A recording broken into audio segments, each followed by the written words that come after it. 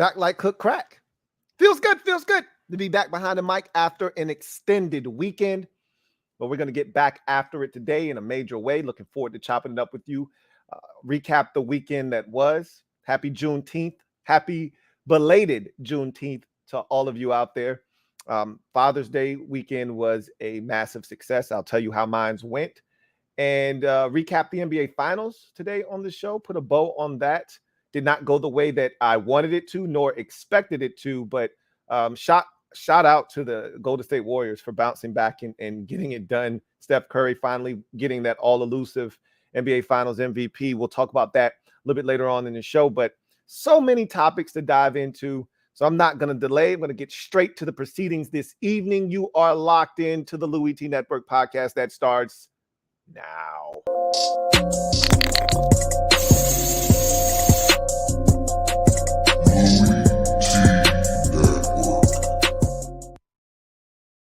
Who else could it be but me, your man, Louie T? Welcome to the 270th installment of the Louie T Network podcast. I, of course, am your set man, Louie T. Thank you for joining me. How is your Tuesday afternoon treating you? Evening? Feels good. I mean, I'm refreshed. Had a long extended weekend, as many of you did. Happy Juneteenth, as I said before, to all of you out there. So let me give you a little rundown. First of all, let me start by saying thank you for all the well wishes and prayers from all of you regarding my son. He's absolutely fine. After the stream that night, we were able to take care of him. And, he had just a really bad cold, man. It persisted and persisted, and it got to the point where he was having trouble sleeping, and he couldn't breathe really well. And so my wife had a panic attack. He was upstairs, eyes rolling in the back of his head and stuff because he couldn't breathe well. So that was what the sudden emergency was for. But like I said, we were able to get him to calm down, get him to breathe better, suck him out. That's the thing that sucks when they're so tiny, is that they can't tell you what hurts, why they feel bad, and they can't tell you that they're having trouble breathing. You have to figure all of that stuff out. So we were able to take care of the situation, but I thank each and every single one of you for all of the well wishes and prayers in that regard. So thank you so much for that. So that situation is absolutely fine. Then we got into the weekend, and what a weekend it was. So let me start by telling you, we went to a comedy show. We saw Michael Collier. He was at the Funny Bone this weekend, and he was hilarious. Hadn't been to the Funny Bone in quite some time. So it was good to get out, good to be, you know what? I talk a lot of shit about Virginia Beach. For those of you who are 757ers like myself, I talk a lot of shit about Virginia Beach because, it still boggles the mind that Virginia Beach is one of the top 3 tourist attractions, not in the East Coast, not in, I don't know. It's top 3 in the nation, okay? And it still boggles the mind because I'm from that, not necessarily from Virginia Beach. I'm from Norfolk, but I mean, it's a hop, skip, and a jump. I'm from the area. And so it's nothing to me. I assume it's the same way people feel about Myrtle Beach or any other, tourist destination, South Beach for those who live in Miami. I'm pretty sure. I know when I went to New Orleans, everyone, that's not from there wants to go to Bourbon Street. And the tourists are like, Bourbon Street's trash, which I could see if you live there, it is trash, but for someone like myself who's only been once, you got to see it, right? And you can do Bourbon Street in one day. We did it in one day. You don't need to go back after you do it that one time. But there's so many other areas of New Orleans that I imagine is a lot of fun that you probably could go to and get way more out of it than Bourbon Street. But, we build Bourbon Street up. We build that whole experience up into something, otherworldly. And I feel like we do that with Virginia Beach. If you're from there, you're like, Virginia Beach, like the oceanfront is trash. That once upon a time, the oceanfront was everything. When you're a little kid, you go down there, take your little girl down there, whatever, and you walking down that strip, catching some of that night air. yeah, you know, that's when it's at its peak. But as you get older, you're like, okay, the strip's trash, right? The stores are trash, the restaurants, I don't want to say they're trash, but there's nothing there extravagant that you have to go see. There's not a big attraction that you have to go see. But you know what I realized was Town Center. I think I'm underrating Town Center in Virginia Beach. I went there for Funny Bone, and I've been a million times, right? But they're starting to build it up a little bit more. There are a lot more shops in there. I didn't even realize that it was a Nike store there. You know, so they put a bunch of little shopping places there, and it was just the ambiance was really nice. You know, they got the little waterfall. You can sit there, take pictures by all that good stuff. And it was just vibrant. It was popping. I felt good being there. I went back the very next day. I'm going to tell you a story about that here in a second. But I just wanted to say, I feel like I am really, I'm really shitting on Virginia Beach. And look, I have my reasons. Like the fact that something in the water isn't there anymore, and the whole situation with Pharrell and his cousin, and how they treated him, and you know, the whole building of the outlet, and them not wanting the outlet in Virginia Beach. So the architects of the outlet had to then restructure the building and the layout so that it didn't touch a part of Virginia Beach. The pettiness of Virginia Beach is present. It's omnipresent. And, you know, the light rail should take you all the way to the oceanfront. The fact that the light rail doesn't go anywhere is because Virginia Beach's pettiness, and they don't want the light rail coming through Virginia Beach. Those are the types of reasons why I'm jaded with Virginia Beach, and sometimes it gets on my damn nerves. That said, Virginia Beach is a little bit better than I give them credit for. I'll just say that. And there are different pockets of Virginia Beach that you can go to, Shore Drive, and, you know, different places that have a different vibe to them. So I'll just give them credit now. I won't do it very often, but I enjoyed that. But while I was there, so my mother-in-law, she gave me a pamphlet of a place that sells vegan cinnamon rolls, and it's called Cinnaholic. And so I got the pamphlet, and I'm like, oh, this stuff looks good. I'll try it, yada, yada, yada. And I intended to, because I'm always looking for new vegan places. So let me go back in the story. So Saturday morning, my wife's mom, so my mother-in-law, same mother-in-law that gave me the pamphlet, it was her birthday. So we were going over there to have breakfast and kind of kick it with her a little bit, let her see the twins, things of that nature. And I was like, I know they're going to cook breakfast. They're going to be eating breakfast in my face. I want some breakfast food. It's not going to be vegan, so I need to go find me some breakfast.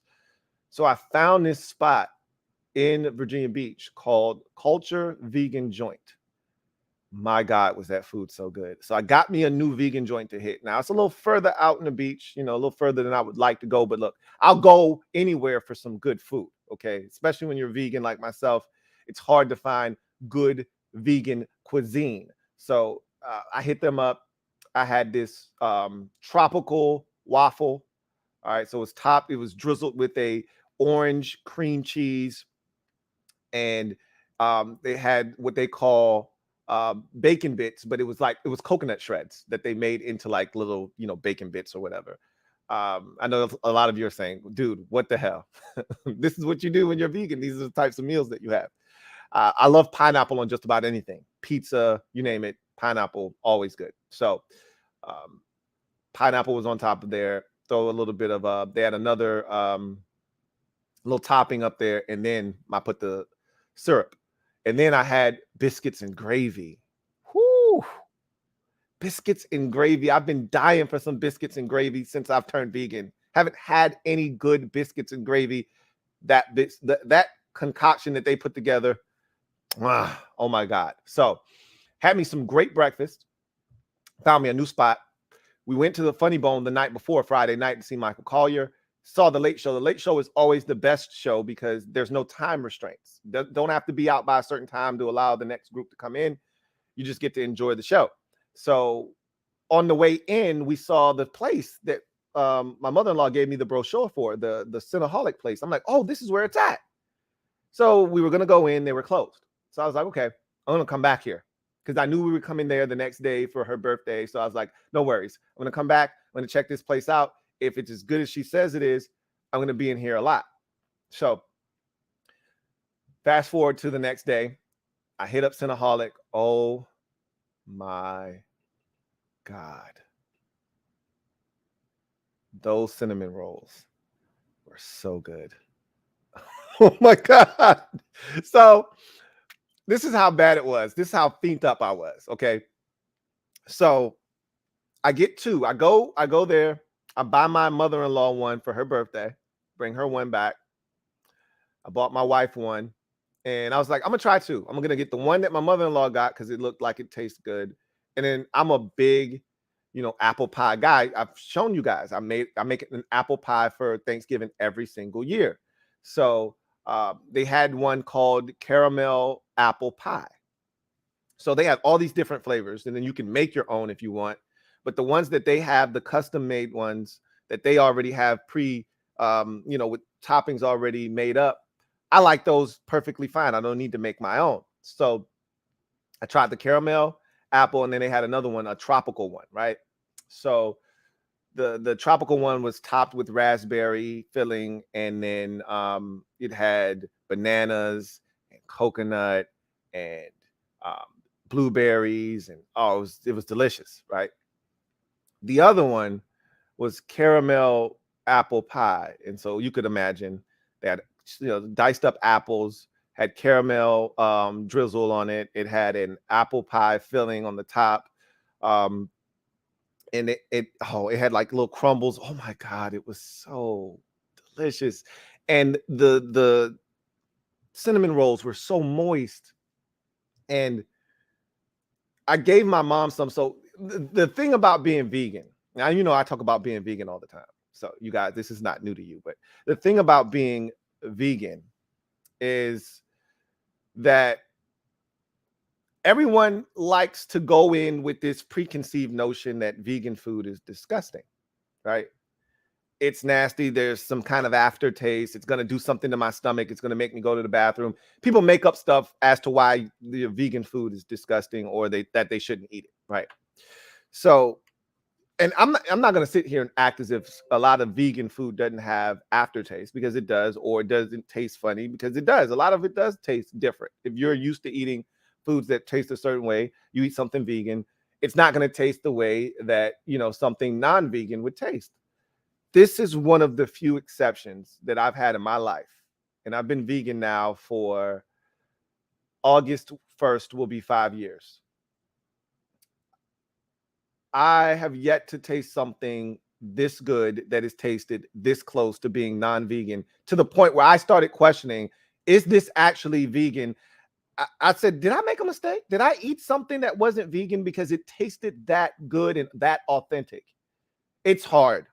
It's hard to create something that tastes just like the original. They did it to perfection. So not only did I get two, that first day that I went, I was greedy enough to go back the next day and get another two. That's how good it was. Anyway, so there's that. So I found two new vegan spots that I'm going to hit up on a regular when I'm down that way. Feels good. Anytime I find a new vegan spot, because like I said, it's hard to find good vegan cuisine. That said, Sunday we had a cookout. Great time, right? Excellent time. At my mom and dad's house, chilled, had drinks, kicked it with the fam, reminisced, listened to some R&B music. You know how we do it. Drove home. All right, got back on Monday. And why didn't you guys tell me that Mrs. Marvel on Disney Plus was that damn good? So we're watching Mrs. Marvel, and I don't really know what to expect. We get into the first episode, maybe the first 10 minutes. I'm like, this is okay. This is pretty cool. By the end of the first episode, I was like, all right, I need the second episode. By the end of the second episode, I was like, I want to binge watch the entire season, but we're going on this week-to-week thing when they release the episodes every week on Wednesday. And I'm like, are you kidding me? So we can't watch another episode? So We were finked up, needless to say, after we got through with episode 2. Man, is that show really good. They did a really good job with that show. Wow. So, and then you know what? I haven't really been disappointed with anything that they've done in the Marvel space to this point, and I'm not going to make it seem as if I'm the biggest Marvel guy, because I'm not. But I would say I'm somewhere in that mid tier, right? I'm not, out of the loop in the Marvel realm, but I'm not watching every single thing that they put out. Like, I haven't watched any of the Doctor Strange movies, and I don't plan on watching any of them. Like, I'm not that tuned in to where everything they put out I'm going to watch. But I would say I'm in that mid tier where I watch a lot of Marvel stuff. This is really good.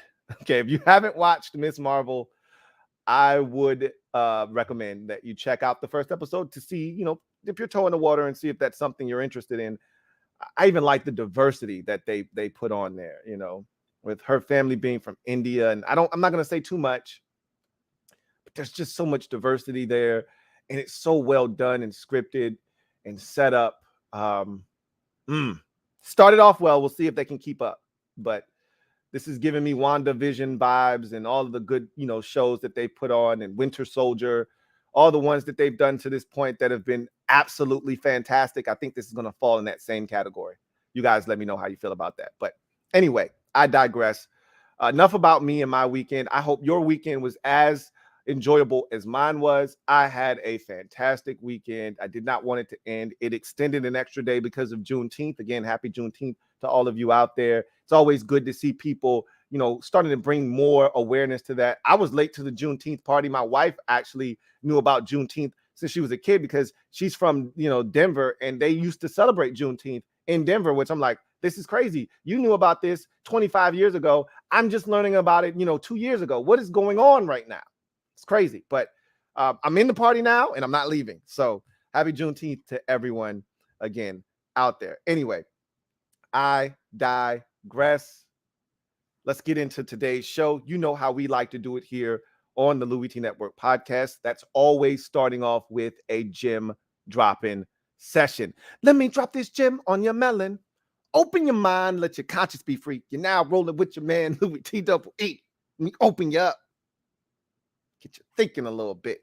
So I want to talk about something. We've talked about this in the reverse already. Teams that missed the postseason that we think have a chance to enter back into the fray next season. We've done something along those lines. We've done the worst to first thing already. But rarely do we talk about the teams that did make the postseason that could take a massive step backwards and miss the postseason altogether. So look, if you're going to have teams that didn't make the postseason last year get into the postseason, that means some teams that made the postseason have to be taken out of the equation to make space for the new teams that are going to enter. And we see this happen every year in the NFL.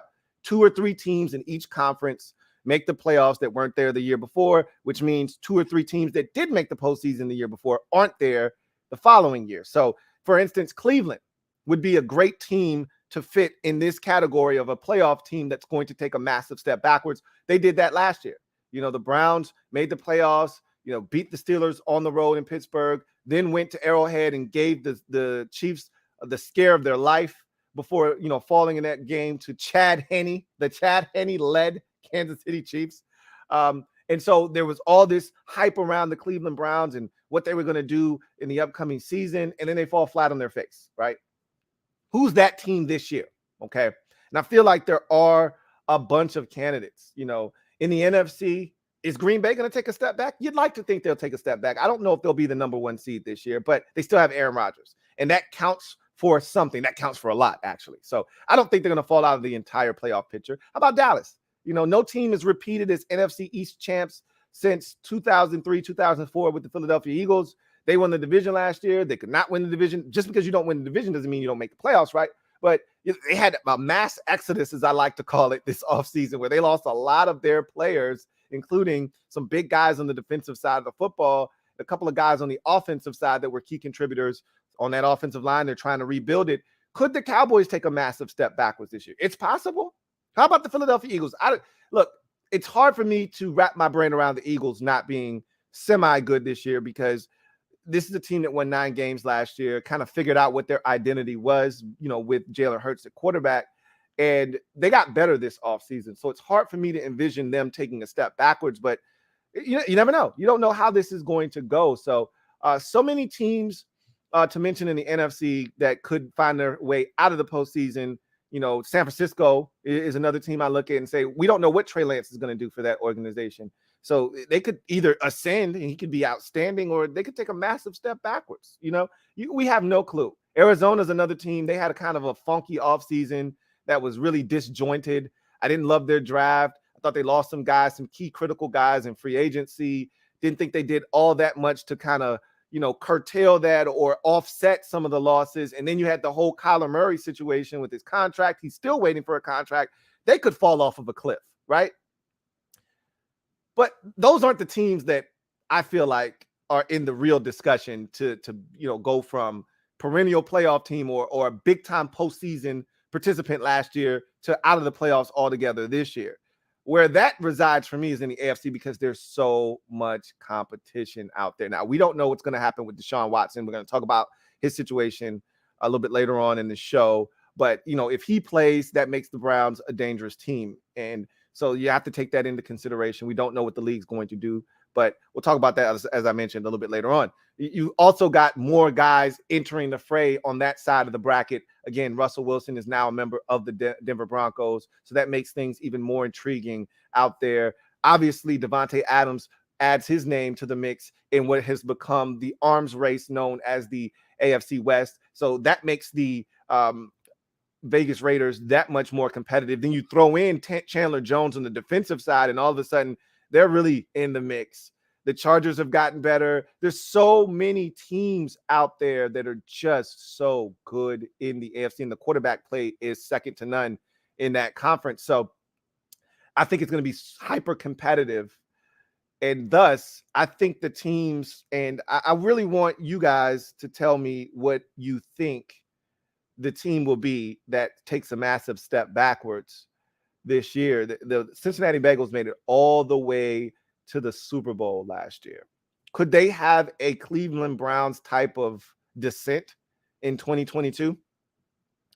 Highly unlikely. Highly unlikely. I probably threw you for a curveball because of the thumbnail, and you're probably thinking I was going to take Cincinnati.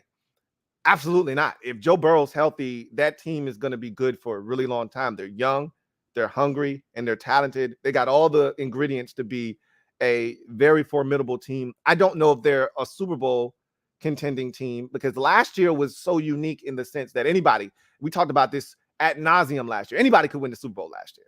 It was so wide open. There weren't any dominant teams on either side of the bracket. The fact that the San Francisco 49ers, led by Jimmy Garoppolo, were an interception dropped away from being in the Super Bowl tells you all you need to know about how wide open the entire landscape was. And they could have won it all. Had they gotten to the Super Bowl, they could have beaten Cincinnati. They probably wouldn't have, but they could have.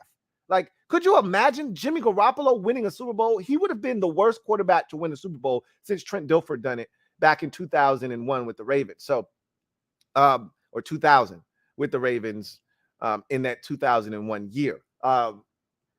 It just doesn't happen that often anymore, where teams win Super Bowls with guys just that aren't, quarterbacks that you look at as Super Bowl type of quarterbacks. So,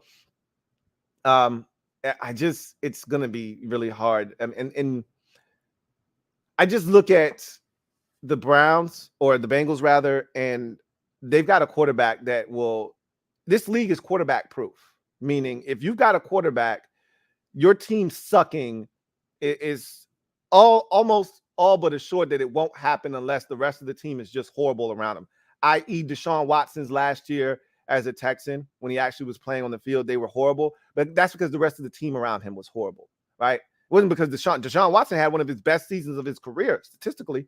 The rest of the team sucked. The defense was awful.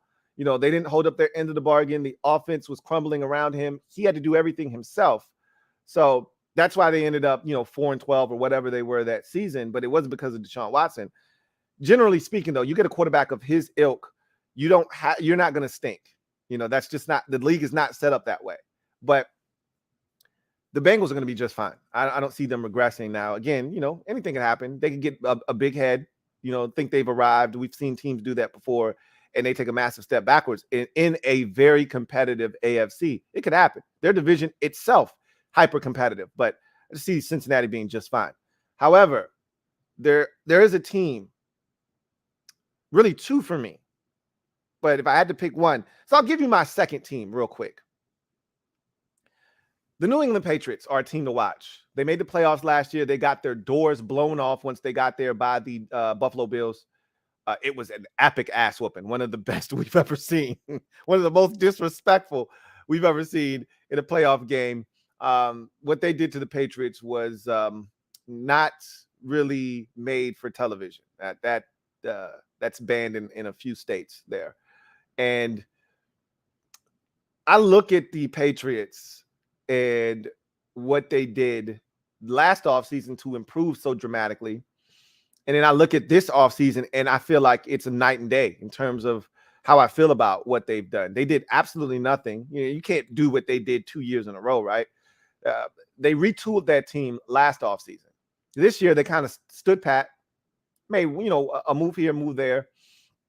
But they lost a lot in coaching when they lost, Josh McDaniels. And I talk a lot of shit about Josh McDaniels. I do, because I think he's kind of douchey, right? But we're going to see. That doesn't mean he's not a great coach.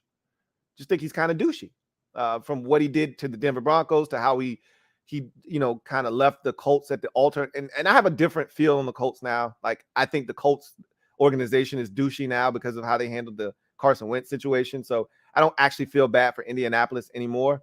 However, he did do them dirty, right? And now he's getting another opportunity with the Raiders.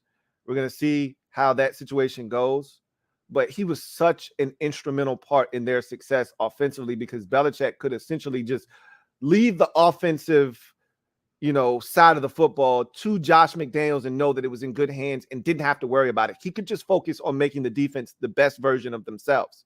So he's one of those coaches like Sean McVay is on the offensive side. Sean McVay has no interest in what's going on defensively. You'll watch a Rams game. Sean McVay isn't even watching when the defense is on the field. He's over talking to the quarterback. He used to do it with Jared Goff. He does it with Matthew Stafford. He wants to know, okay, why didn't we convert this third down? What were you seeing on that third down? So this is what I'm looking at right here on the pad. We had the look we wanted. Why didn't you go here with it? So he's communicating with the offense. He has no idea what's happening defensively in the game. He doesn't care, okay? He's focused on the offense because he's an offensive guy. Obviously, he does care what the defense is doing. He does care what the special teams is doing because it impacts the overall success of the team. But he's more focused and, his focus is more centralized on the offense. Same can be said for Bill Belichick. Rarely do you see Bill Belichick go over to the offense and sit down and have a conversation with the quarterback or the wide receivers or the offensive line. I mean, he's done it before, but it's very rare. Normally, when you see Bill Belichick take a knee inside of a huddle of players, it's defensive players. When they're getting their ass shredded at the beginning of a game or they're not scoring in a game, you don't see him go over to the offense and huddle them up and say, hey, get your heads out of your asses. Let's go. When they're getting their asses shredded on defense, you'll see him go over there real quick, get everybody huddled up and say, hey, what the hell are we doing? We prepared for this. You guys are out here playing like you don't know what's coming. Get your head out of your asses and let's go. You see him do that all the time with the defense. You see him take a knee with the pad, talking to the linebackers and the guys that are leaders on the defense and trying to get everything orchestrated. You see him doing that. Why? Because he didn't give a shit about the offense. Of course he cares about the offense because, again, it impacts the overall success of the team. But he's more focused on the defense because he didn't have to worry about it. He didn't have to worry about it once upon a time when it was Charlie Weiss. And he's really been spoiled in that regard since he's gotten to New England. Well, shit's about to change now because he doesn't have a legitimate offensive coordinator. And we talked about it. We joked about it even when we talked about Joe Judge maybe being the guy that takes over for New England as their play caller. He's terrible in every sense of the word. The only thing he should be coaching is special teams. You put him anywhere near the offense and it feels like a disaster is waiting right around the corner. Now, they could ultimately have a whole nother plan in place and Joe Judge will have nothing to do with the offense. But right now, as it stands, it looks like Joe Judge is going to have a huge say in what happens offensively. And that's bad news. Okay. Bad move. That's bad news for any New England Patriot fans out there and the development of one Michael McCormick Jones. So it could get really ugly for the New England Patriots.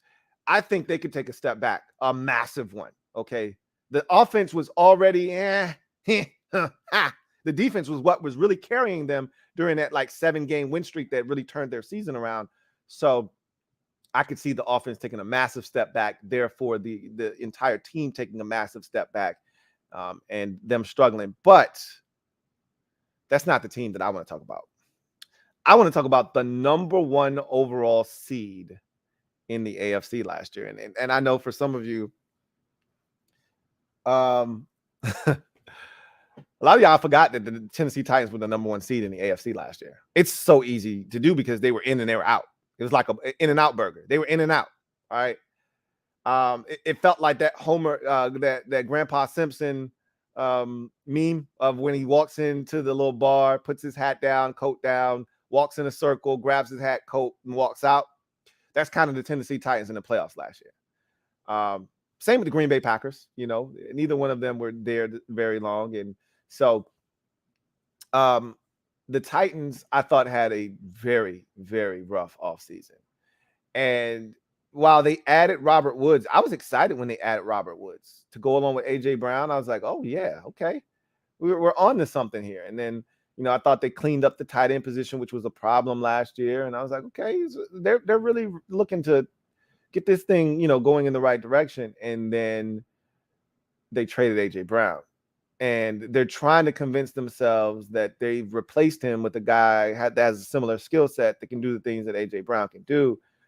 And they didn't, you know. And look, the kid from Arkansas, Treylon Burks, look, the kid is talented. Don't get me wrong. He is so raw, however. Like, one thing about A.J. Brown coming out of Ole Miss, he was polished. He was ready to go right out of the packaging. You know, everything was included inside of the packaging. You know, batteries were included. He was ready to go. Okay. You didn't need to do any assembly, none of that. No assembly required. You knew what you were getting, and they got a fantastic receiver right out of the gate. And he was ready to take over and be that guy for them. And he was really since day one he stepped on the field for the Tennessee Titans. And they had a reliable guy. No matter what happened, how they were struggling, they could always throw it up to number 11. And there were games where he dropped the football, and they had Corey Davis, but Corey Davis proved quickly in his career he wasn't a number 1. And that's okay.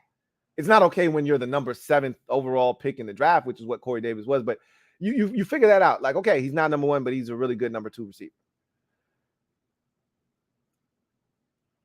Trading A.J. Brown was disastrous this offseason, and they're going to find that out. And I don't think Treylon Burks is the answer, and they're going to find that out as well. And I'm not going off of his, you know, practices and rookie mini camps where he was out of shape and he was unable to keep up from a cardiovascular standpoint. I don't put too much stock into that. We'll see if that's, you know, some writing on the wall, right? But I don't know. I'll just chalk that up to the game. Like, kid just, you know, got caught up and shit happens. I just don't think he's good enough to take the place of A.J. Brown, period. He's super raw. I talked about it. He didn't run any routes at Arkansas. They just got it in his hands. And maybe the Titans will do the same thing and he'll be just fine. But I think that was a massive mistake. And this was a Titans team that at times could light the scoreboard up, but at times they had trouble scoring. And we saw that in the playoffs against Cincinnati. You take away your best weapon. Julio Jones' experiment was an epic fail and a disaster. But you get Robert Woods. Remember, he's coming off of major surgery. He tore his ACL last year. And so you don't know what Robert Woods you're getting. And Robert Woods was never a speed demon to begin with. So coming off of an injury, he may be, you know, just a step slower. Who knows? And he's not young either, is Robert Woods. He's not a spring chicken. He's not super old, right? But he's not super young either. So, you know, I look at their situation and I never loved their skill position, but at least they had A.J. Brown. They don't have him anymore. And Robert Woods was really good in Los Angeles, in Sean McVay's offense with all that motion and all the different things they would do with him. I don't know if they're going to get the same production out of Robert Woods. I don't love Ryan Tannehill. You guys know that. Ryan Tannehill is Ryan Tannehill, okay? Serviceable NFL quarterback you can win football games with. He's like Alex Smith in that regard. You can win a bunch of regular season games, but when it comes to the postseason, you're not going to advance because he can't get it done against other elite quarterbacks in elite NFL defenses or really good NFL defenses. He can get it done against subpar NFL defenses, and his team can step up around him and make plays. Derrick Henry can run the hell out of the football, and they can survive. I don't know if that's going to happen this year, because if I'm playing Tennessee, and it's not like teams haven't been doing this before. They've seen 8-man, hell, they've seen 9-man boxes, and that's when Derrick Henry usually goes off for those 87-yard runs. When you put 8 in a box, there's no last line of defense, and then there's that one safety there with an angle, and he either stiff arms the shit out of him or just outruns him. And I think teams are going to challenge Ryan Tannehill to beat them again, and this time there's no A.J. Brown to actually get that done. I think they're going to struggle this year, and I don't know if their defense is going to be good enough to carry the load. I don't know if Derrick Henry is going to be good enough to carry the load and really put this team on his shoulders. Like, he's literally going to have to do some Jonathan Taylor type shit to get it done. And even the Colts still missed the playoffs last year, despite Jonathan Taylor turning in, a outstanding season on the ground. They still missed the playoffs. I could see the Titans missing the playoffs altogether this year, winning, 8-9 games and having that not be enough. 8 won't be enough, especially in that crazy AFC, but I could see them winning 9 games and not having it be enough. Now, their division could suck, and 9 could be enough to win the division because nobody else in that division is any good.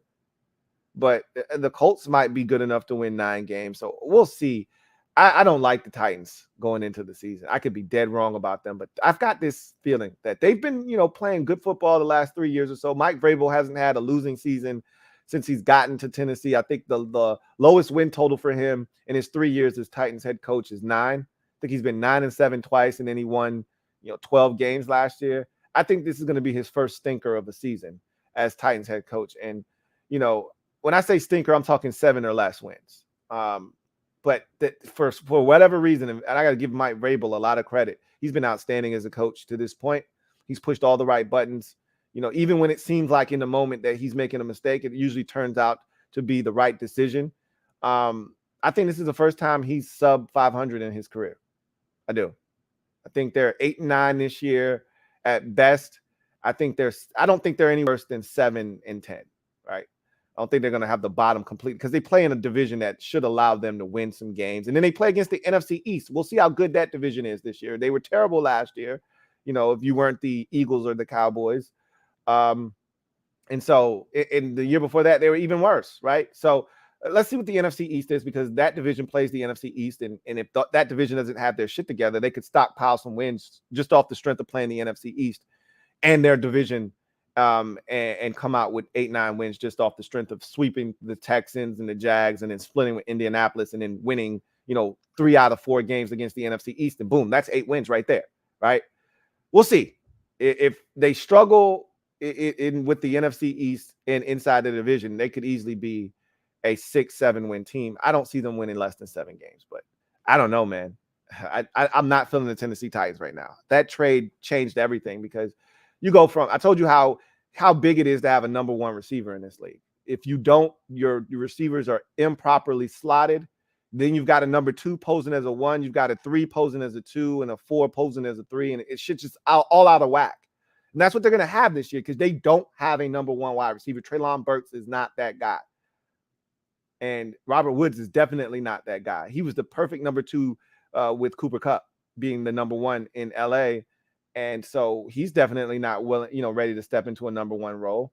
And especially at this point of his career, I think the Titans are in trouble. And Ryan Tannehill, I think he even talked about it. And then the fact that they drafted a quarterback, that's not helping his psyche at all. He talked about having to go to counseling because of how rough of a loss it was and how he felt like he was to blame for the loss to the Bengals.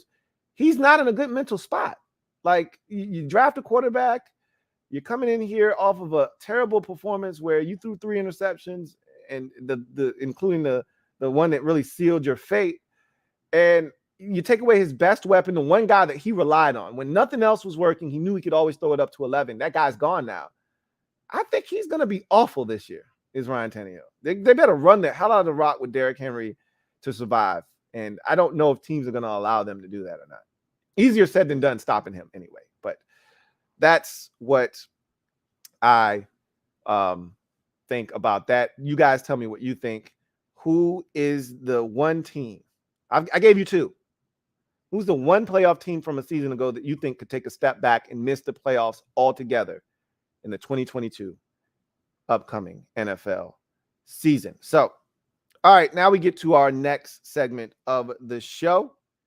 In case you missed it, haven't done this in a little while.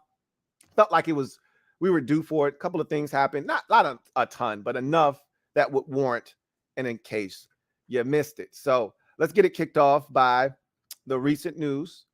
In case you missed it, Rob Gronkowski retires again. I almost treat him like I treat Tom Brady in the sense that I don't believe him. I don't believe you. I need more people, okay? I don't believe him. You need more people. I think he'll be back at some point this season because he's going to miss football. Like right now, he's like, yeah, I'm having fun. I don't need football. I don't feel like going to camp. Like, all that shit, I get it. When you're a veteran player, camp sucks. You can find a lot of things to do with your time other than having tough practices in the heat, beating each other up. I don't need that. I'm a Hall of Fame player. I can miss all of that. Miss the first half of the season, jump back in the fray and say late October, early November. Take a lot of that beating off of my body and be ready to make a playoff push. That's all. Gronk enjoys the playoffs. I don't think he enjoys all the other stuff. And I think a lot of guys get to that point. Like, you hear that in the NBA all the time. Like, all right, regular season is monotonous. I'm just trying to get to the playoffs. That's when the real fun begins. That's when the real grind happens. Like, yep, the 82 game season is a grind, right? But you take it for granted. Like, okay, we know we're good enough to make the playoffs. Hell, we don't even mind if we're not the number one seed. We saw that with Golden State this year. Just let us get there. We'll figure it out. I think Gronk is at that point of his career where he's like, yeah, I don't need the camp. I don't even need the first month or two of the season. Hit me up when it's playoff time. I'm the man for the job. So while I want to acknowledge him, give him his flowers while I can still smell him, all of that good stuff, I don't think he's done. I didn't think Brady was done when he retired, which is why I didn't make a big deal out of it. If he is in fact done, Rob Gronkowski will go down as one of the greatest tight ends in NFL history, as he should. And I remember just a few years ago, I was questioning, was he one of the best ever? And it wasn't until I took a step back, analyzed the situation, and thought about how many big-time games and how good of a two-way player he was in terms of blocking and receiving. And then, touchdowns and his size, but the lack of speed, yet this guy had constant, huge amounts of separation. Those huge strides that he would take. And me and my buddy were talking. He's a Buccaneers fan. He said, who has the best hands on the Buccaneers roster? He asked me this last year, and I said, without hesitation, I said, it's Gronk. He says, man, I was trying to tell this other dude this. He don't drop shit. And I'm like, nah, he don't drop nothing. So it's always surprising. He did have a couple of drops last year. It's always surprising when he drops the ball because it's like his hands are like, they're like stick 'em. Like the ball just sticks to his hands and he doesn't drop the rock. You can throw it to him in just the tightest of situations. He's getting destroyed by a defender and he doesn't drop the ball. It's crazy. He's one of the best to ever do it. I don't think he's done, but we'll see. Brady just has this, it's almost like Brady has him in a trance or something. He's got some kind of mind control over Gronk and he can't just let it go. And if Brady comes calling, late October, early November, I think this guy's going to be back. That's just how I feel. But for now, Gronk has retired. We'll see how long that lasts. And if in fact this is his last swan song, we'll see. In case you missed it, Commanders tried to intensify McLaurin talks. So they tried to get a deal done. This is the report coming out of Washington. They tried to get a deal done so that Terry would be there for the last day of mandatory minicamp. And it was unsuccessful. And so what that tells me is they're going to get a deal done. I'm still not wavering on that. I'm not worried at all. But what that tells me is that they were really far apart. And it tells me that Terry's camp, they're looking for the maximum. I don't blame them. Get it all while it's there to be got. Get it all, okay? So that tells me that deal is going to be probably slightly north of $25 million per year. If it's a 4-year deal, it's going to be 4 years, $101 million. So it'll be slightly above the A.J. Brown deal. If it's 3 years, it'll be 3 years, $76 million, slightly above the AJ Brown AAV. Either way, that's what this tells me, is that's where they're trending, which is fine. Washington doesn't want to cough that up yet. They'll get to a point where they're okay.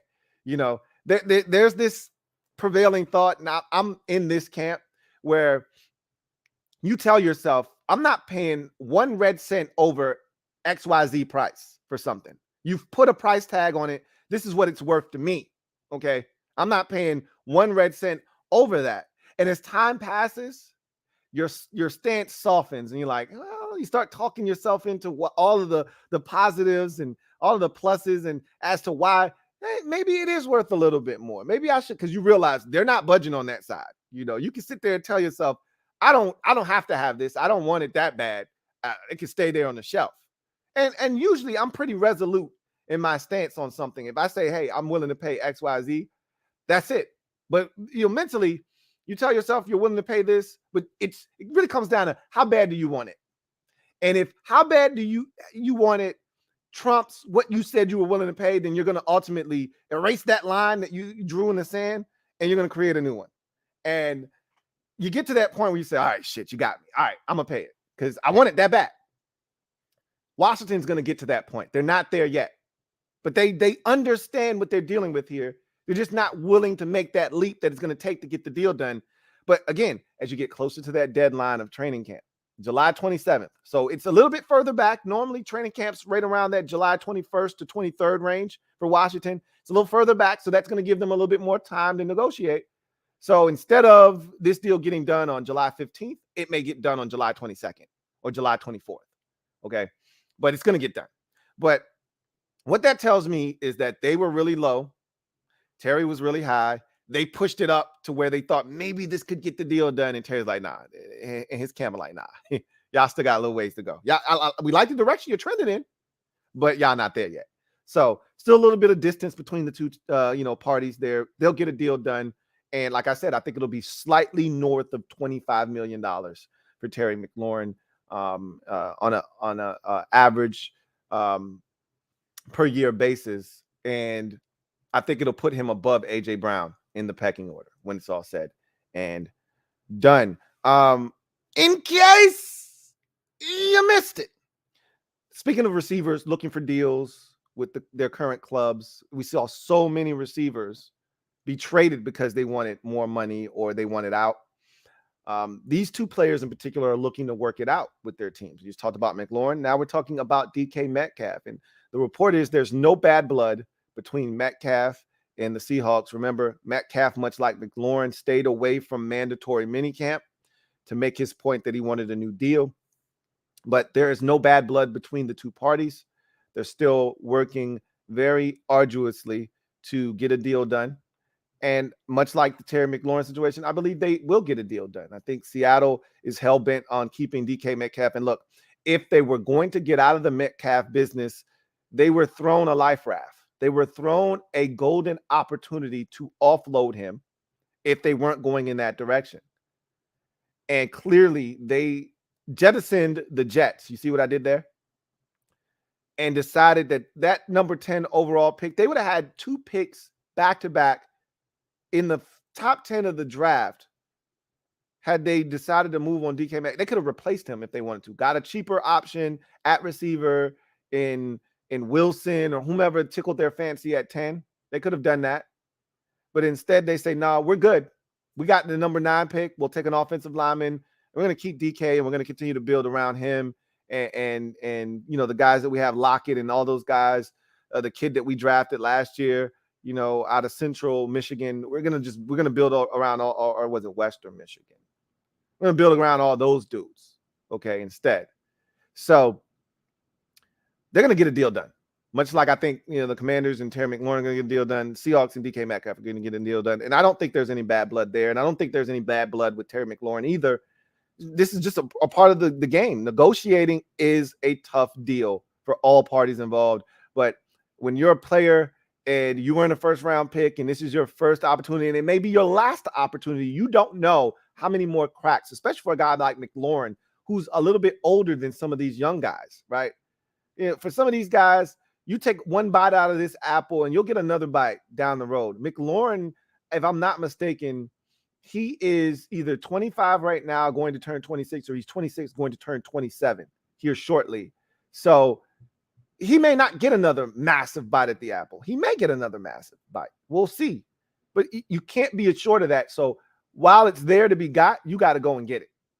So I think these guys are going to get some massive deals.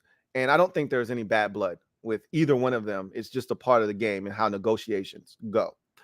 In case you missed it, Deshaun Watson settles 20 of his civil suits. There's still 4 out there unresolved. Okay. So here's the problem with the civil portion of this. So the criminal thing, whole side of it was thrown out essentially.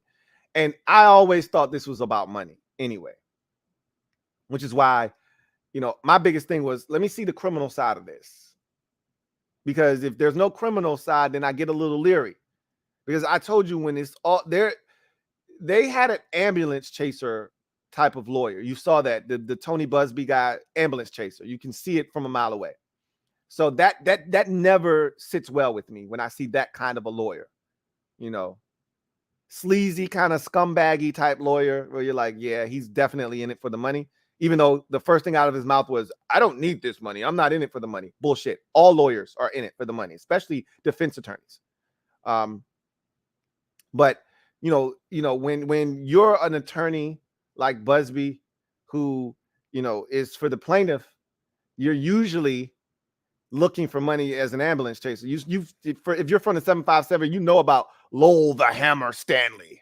You know about Joins and Bieber for years. I think it's now Joins and Guides or something like that. Like, these are the commercials we grew up seeing 90 million times because, they're ambulance chasers. Again, he strikes me as one of those dudes. Now, that said, there's this little, and it's human nature, right? There's this little feeling that you get when someone settles a civil suit that they're somehow admitting guilt. On one hand, and I think this is more along the lines of where Deshaun Watson is coming from, you just want it to be over with. You want the conversation to cease. So you want it to just go away. So you throw some money at it to make it go away. And a lot of times that's enough to get it done. Like the Brandon Roethlisberger situation. Throw some money at it. Shh, be quiet, go away. All right.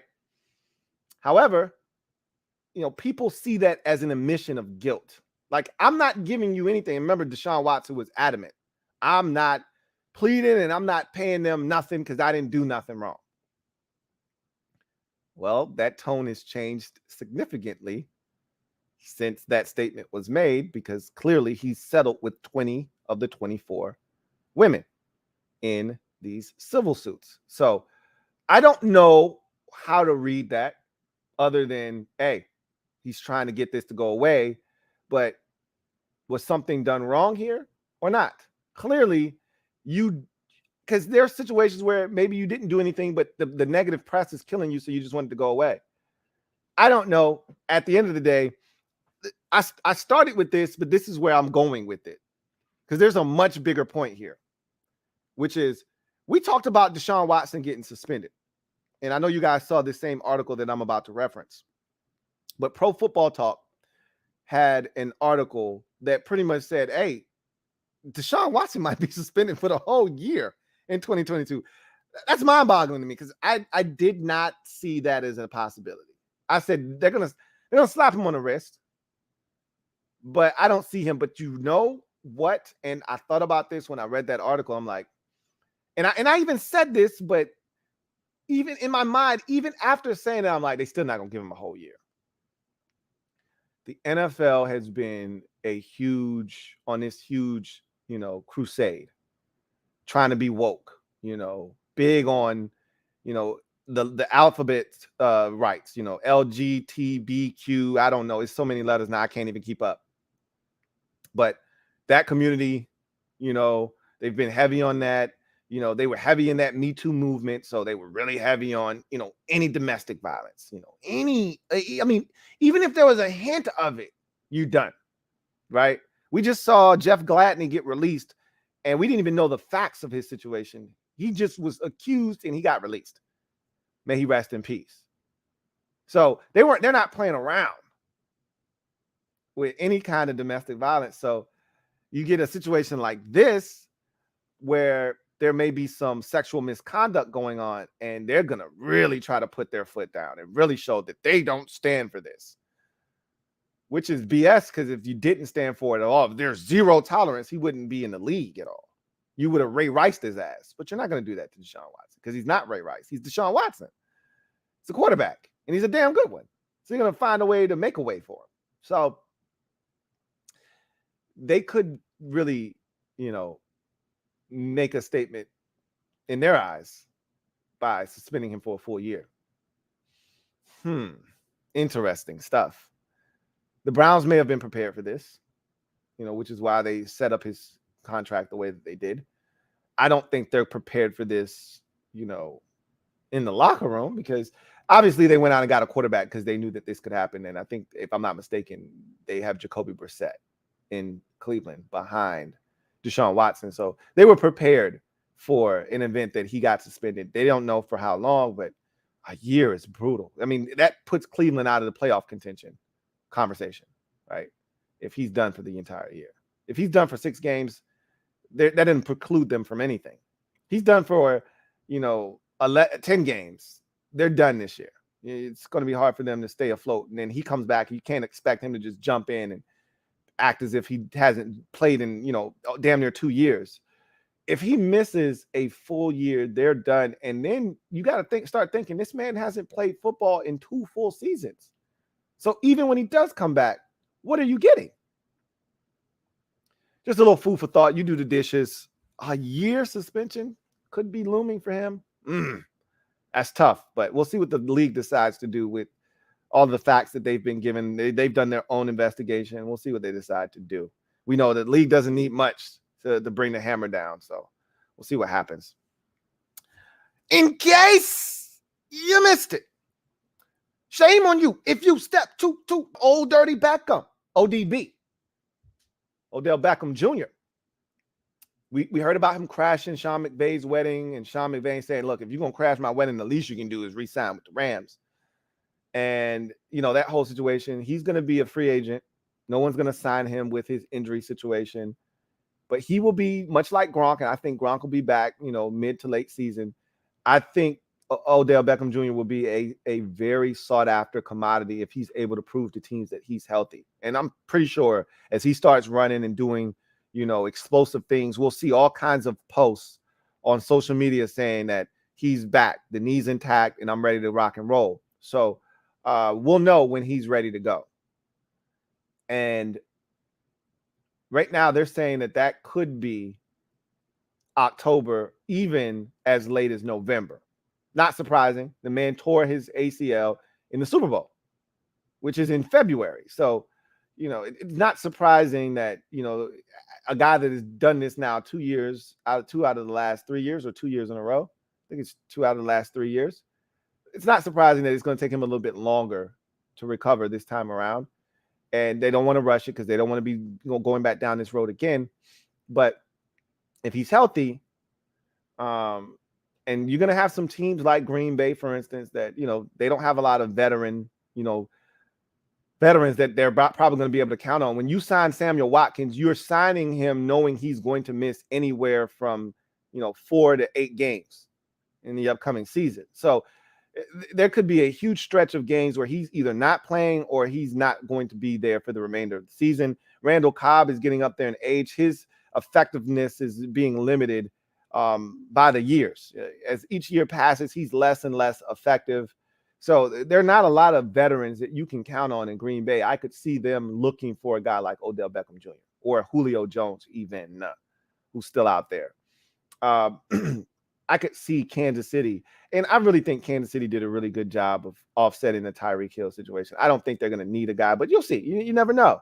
Injuries again can play a huge part in that, but I think they did a really good job of not only drafting, but bringing in veterans that they feel like fit what they're trying to do, that are going to come in and be able to offset that. Between Juju Smith-Schuster and Marquez Valdez-Scantling, I think they're fine at receiver. But you never know. There are going to be a number of teams that I think are going to be in that running, in that race, and they may look to a guy like Odell Beckham Jr., including the Rams, who never seem to have enough. It's like Luther Vandross, never too much, never too much, never too much. They can never have too much in LA, seems like. So my guess is he'll be back in LA, but we shall see. Anyway, in case you missed it, some teams were fined and are going to be docked future OTA practices in I think next year is going to be when they're going to be docked these practices for physical practices this offseason, too physical of practices. Mike McCarthy was fined $100,000, head coach of the Dallas Cowboys. Cowboys will be docked one practice next year. Ron Rivera, head coach of the Washington Commanders, was fined $100,000, and they're going to be docked two practices next year in OTAs. And the Houston Texans head coach Lovie Smith was fined $50,000 because he had one-on-one offensive line, D-line drills in his practices in OTA. So the league is monitoring these practices. I don't know how they're getting their intel. I don't know if they're sending some, people out there to watch it. I don't know how they're getting their intel, but clearly they're figuring out that there were some rough housing going on at these practices. Ron Rivera was pissed off. This was the same day of the Jack Del Rio dust up comment, so it kind of got swept under the rug. You see what I did there? Dust up, swept under the rug. No, you probably didn't. Anyway, a lot of people, didn't really focus in on Ron Rivera being pissed off that, his second-year wide receiver De'Ami Brown and one of his veteran safeties, Jeremy Reeves, had a hellacious collision at practice, and he was pissed about it in his press conference after practice. And I talked about Brian Mitchell talking about how Ron Rivera was pissed off about two guys colliding. He's like, I don't want to hear that shit. I want you to be pissed off about Jack Del Rio spouting off at the mouth. Well, this is why Ron was pissed off, because he knew he was going to ultimately end up getting fined and that he was going to be docked future practices because of the physical nature. And that's why he was really preaching to guys, stay up on your feet. Don't make any contact. You don't go full speed. We don't want any contact. We don't want guys on the ground. Well, it's hard when you got guys out here fighting for jobs. They only know one speed sometimes. And it was funny listening to Ron Rivera talk, because he was like, hey, look, it's good to have Chase out here, but he's out here rooting dudes on, and we don't want any contact. We don't want anybody being physical. We want to dial practice down, not turn it up. So it was funny to hear him reiterating that over and over again. Now we see why. So, it's crazy to see coaches getting fined and teams being docked practices in the future. But I guess it is with this new CBA. That's how these things go. So anyway, I digress. Let's wrap this show up with our final segment. You already know what it is. Garbage time. Want to give a quick shout out to Aaron Carson for the super chat. Thank you for the super chat. Greatly appreciate you, Aaron Carson. Thank you once again for that super chat. And if you have something to say, if you were trying to make a comment, please put it in the comment section. I'll get to it. But once again, thank you for the super chat. Wanted to end the show with a wrap up, put a nice little bow on the NBA Finals real quick. So the last time we spoke, we had talked about the first 5 games of the series, and we were going into Game 6. That was going to be on Friday, or Thursday rather. And I was expecting the Celtics to win and force a Game 7.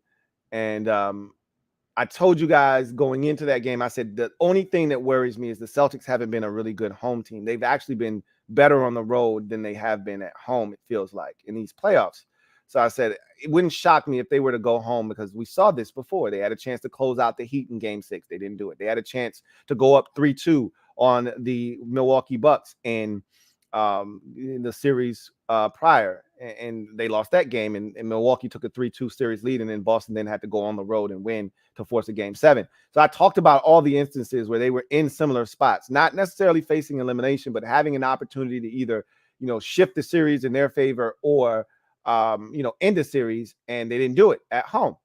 And we saw them go on the road in some elimination situations in both the Milwaukee and Miami series and win. So they've been better, it seems like, on the road than they have been at home. So I was like, I don't really know if they're going to get it done, but I was banking on them getting it done, and I thought they were going to win comfortably. And I'm not going to lie to you, when they got off to the start that they got off to, I think it was 14-2.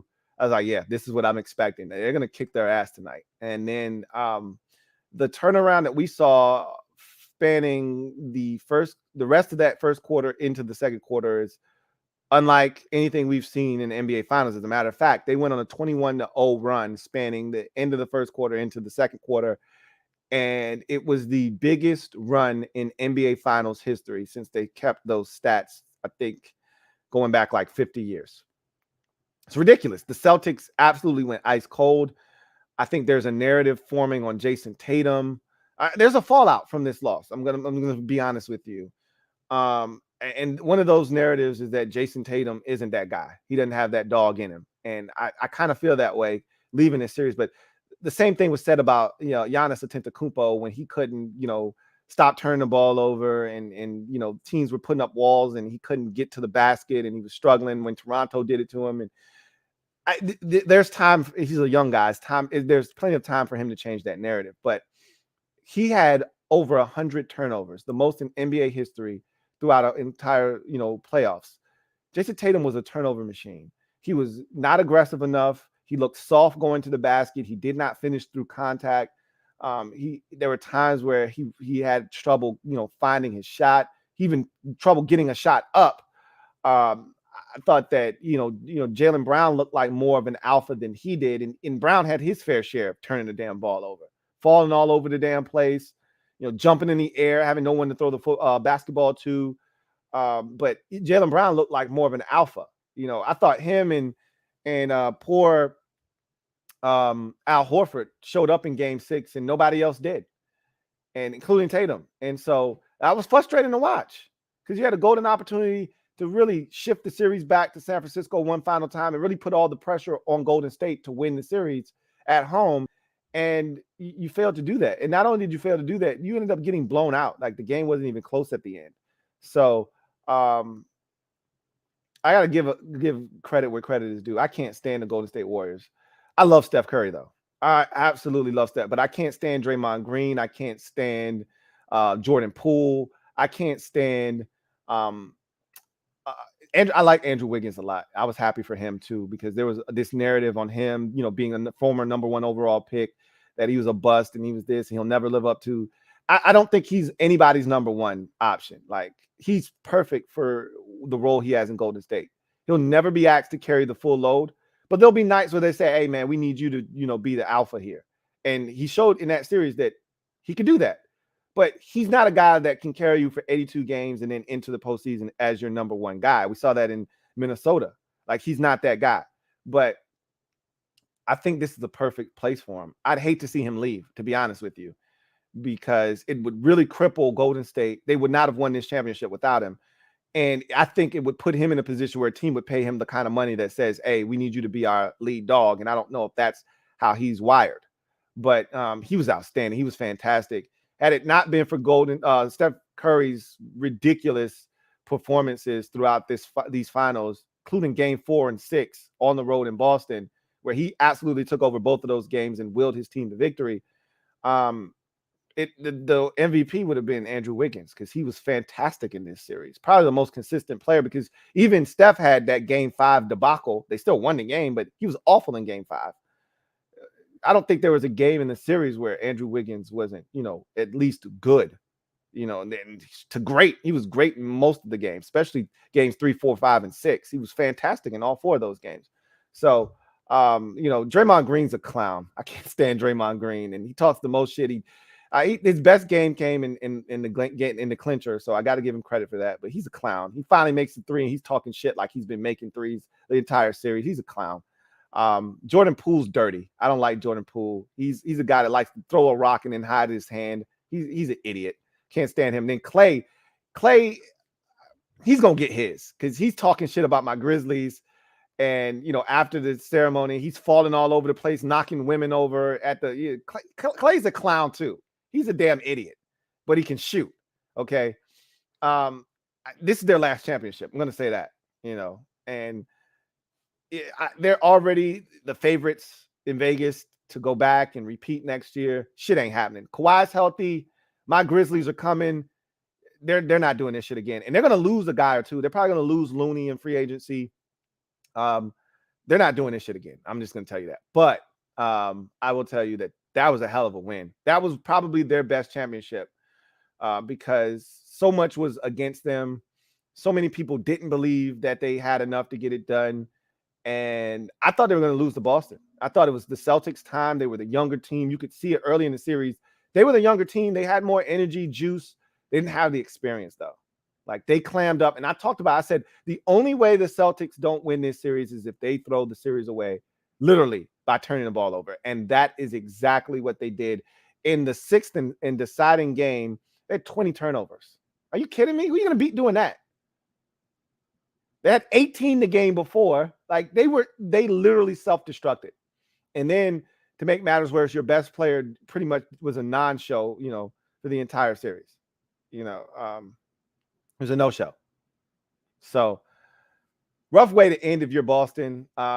It gives you confidence for next year, right? But we'll see what happens.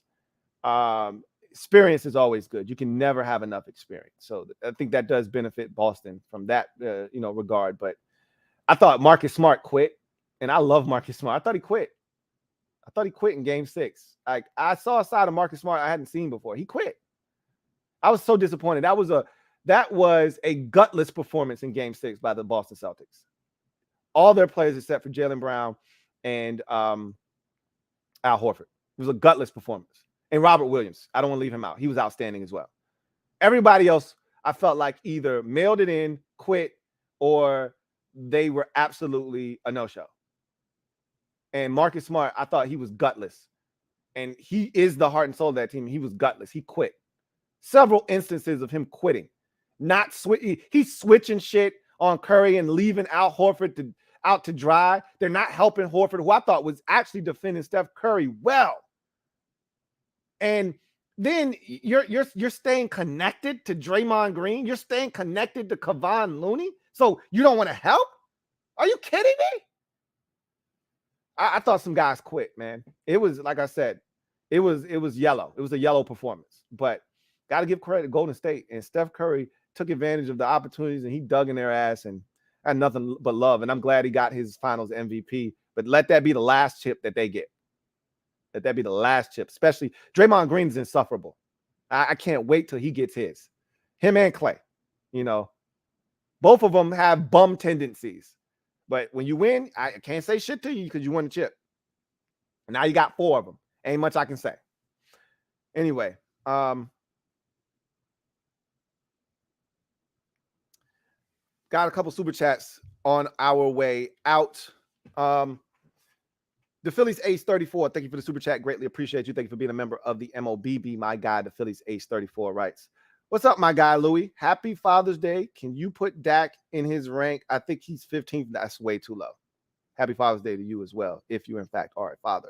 This is the highest. He has a lot of garbage stats. I would take Wentz over him. Eagles and was battle for division. Nah, to me, Dak is probably in that 9 to 11 range. I'd have to sit down again, make a list.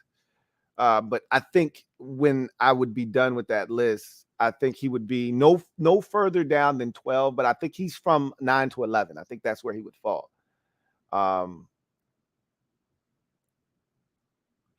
So, and I think I think too many times we're willing to put some of these young gunners ahead of some of these dudes that have done it at a high level. Justin Herbert looks the part. And I think we all can agree that he's legit. He hasn't played in the playoff game yet.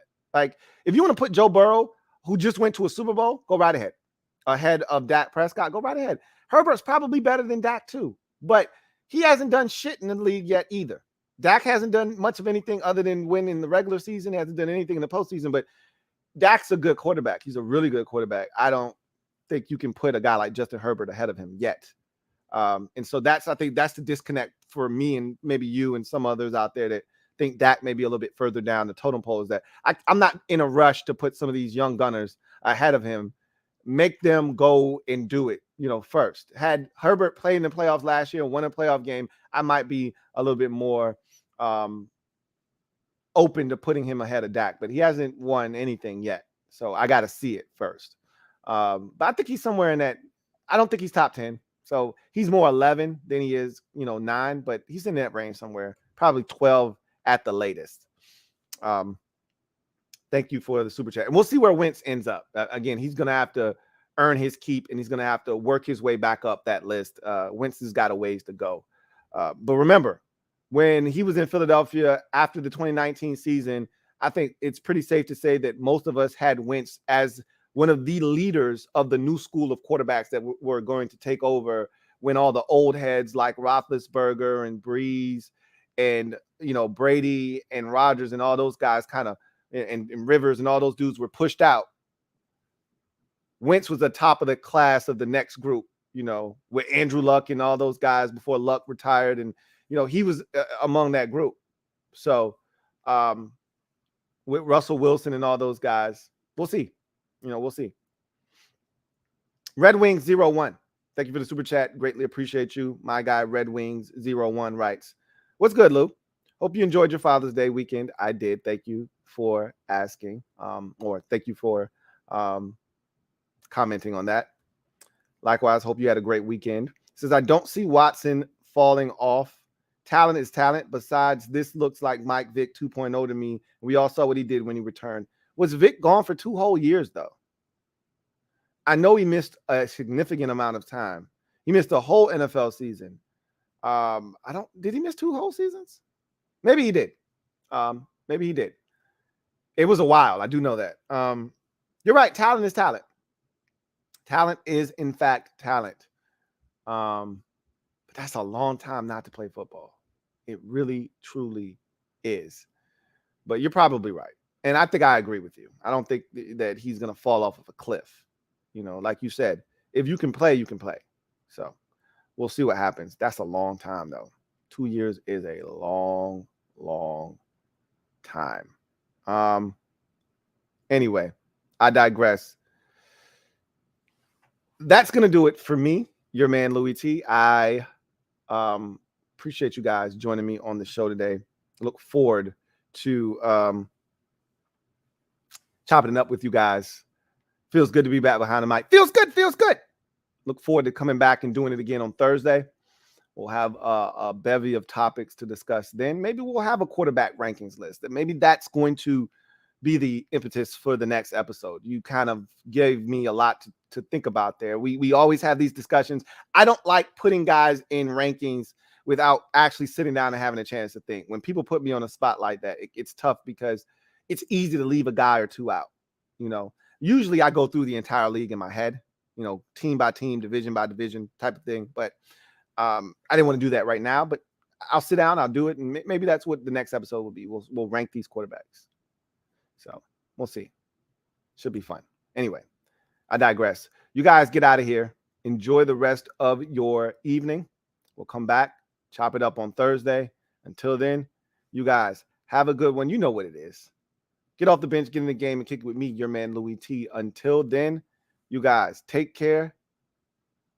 God bless. Good night. LouieTeeNetwork.